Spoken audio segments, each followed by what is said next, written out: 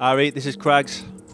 And this is Parallel, and we are here today at Drum Bass HQ to talk about our new album, Turn the Page. The title track of the album is first. It came about in a strange way because it was the first track we completed. We called Turn the Page, and that had a lot to do with the vocal that was on it from Winterman.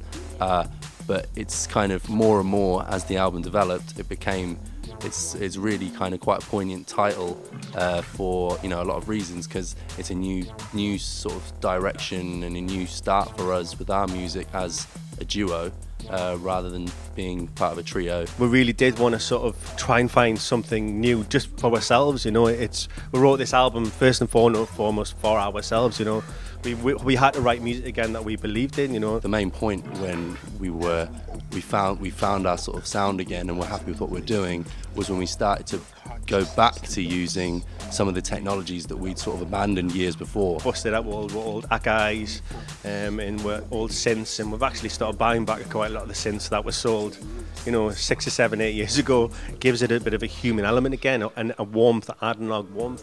Everyone's using the same plugins, everyone's using the same software samplers, and everyone's using the same ones, so you've got to try and find some way of sounding individual, and that was our way of doing that. The first tracks that we wrote using that kind of setup was when we kind of hit on a sound that we were really happy with again. We were buzzing about, and we felt we wanted to start sending stuff out to people again. Whilst me and Doug were writing the album, we wrote this track, which was the title track for the album, called Turn the Page. And when we wrote the sort of core of the track, we were like, this would really suit like a spoken word vocal. And we were like, where we're going to get a beat poet from, you know what I mean? And then I was just talking to DJ Fly, and she was like, oh, well, I know this guy called Winterman. And I was like, oh, that guy from Martin's track. She flung over some demo mixes of a vocal that he did for her one extra show. And we just dropped it in and had a mess around, started cutting it up, and it just sort of came in, just fell into place, didn't it? We got in touch with him and was like, we're really into what you're doing, could you send some more?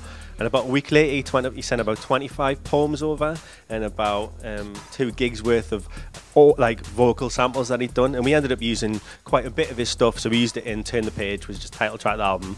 And we also used a bit of his vocal in a track called Chamber, which is just a very heavily influenced techno, 170 track.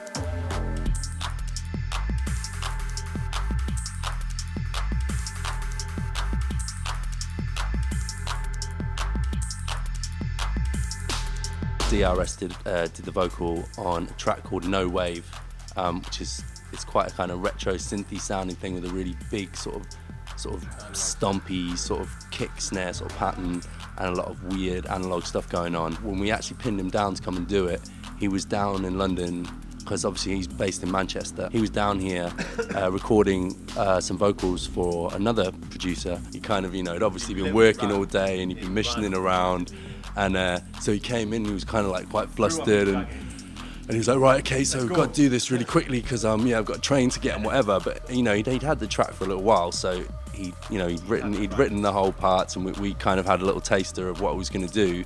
But I think just because of the kind of state he was in when he turned up, he was quite frantic, and that really sort of added to the take, I think. As far as sort of drum and bass stuff goes, he's done, I think more often than not, he's been used for his more sort of vocal kind of singing style stuff he's done with like Caliber and people like that.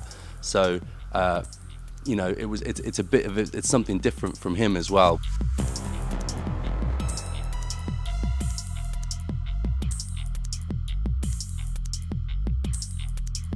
There's also a really heavily influence in there on a couple of tracks, which is the Wormhole influence that everyone seems to have, and we are huge fans of that album and that era. We wanted to write something in that vein. For example, in a track called Future Shock, we programmed all the beats within the sampler, bounced them all to tape, give them a bit of tape compression, record them back in. We actually went back into the techniques that Ed Rush and Abigail would have been using at the time, because we're just, it is a homage to them.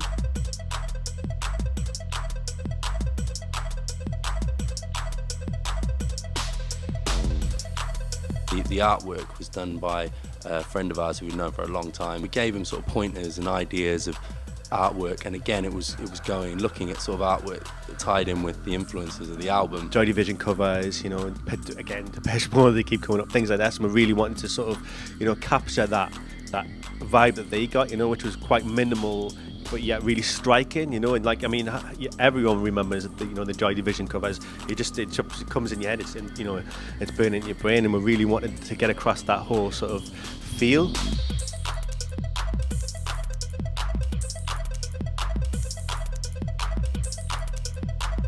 The concept for the video was they've been looking at all these different martial arts, because I think they had this idea about focus and discipline and kind of, you know, that kind of thing. And they came across this martial art called Aido, which is, it's a form of, I think it's a preparation for kendo. It was an intense but an amazing experience. I mean, I remember the first time when we heard a sword actually cut through the air, and you could actually hear the sound of the sword cut through the air. And I remember looking at Doug, and we're both just going.